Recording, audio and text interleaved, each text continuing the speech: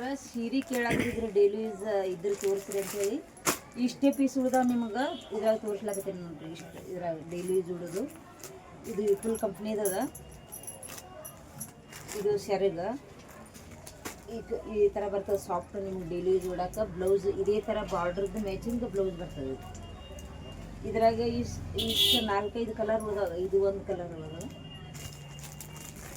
ಇದು ಒಂದು ಉಳ್ದಾವ, ಇದು ಒಂದು ಪೀಸ್ ಉಳ್ದಾವ.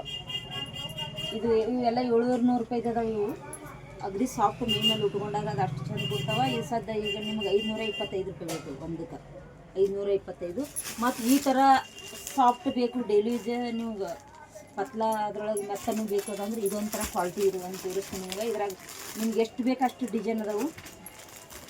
ಇದು ಬ್ಲೌಸ್ ಒಂದು ಪೀಸ್ ಅಷ್ಟು ಉಚ್ಚಿ ತೋರಿಸ್ಲಾಕತ್ತೀನಿ. ಬ್ಲೌಸ್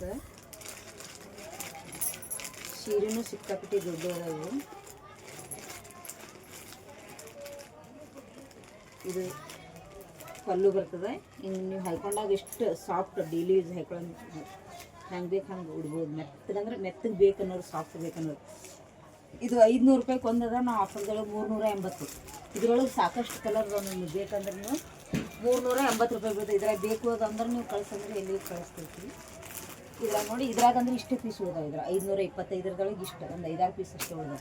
ಡೈಲಿ ಯೂಸ್ ಅಂದರೆ ಜಾಸ್ತಿ ಇಂಥದ್ದಿರಲ್ಲ. ಮತ್ತು ಕಾಟನ್ ಅಂದ್ರೆ ನಿಮ್ಗೆ 990 ರೂಪಾಯಿ ಏನು ಸಿಕ್ಕಿದ್ದೀನಲ್ಲ ಅದ್ರಾಗೆ ಅದಾವೆ. ಇಷ್ಟು ಉಳ್ದಾವೆ.